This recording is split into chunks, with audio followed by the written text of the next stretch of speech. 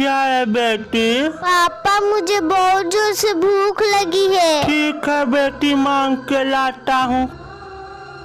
भैया लीजिए, खाना खा लीजिए। भैया कुछ खाने को दीजिए ना, मेरी बबिया बड़ी भूखी है। चल भाग यहाँ से, गंदा संदा लगा कर घर में घुस गया, तुम्हें खाना दे दूँ? भैया थोड़ा सा दे दीजिए। यहाँ से भागता है कि नहीं? आऊँ आऊँ करके यहाँ खाना मांग रहा है। तुम्हारा बाप कमा के रखा है, चल भाग यहाँ से। अरे पकड़, भिखारी को खाना लेकर भाग गया।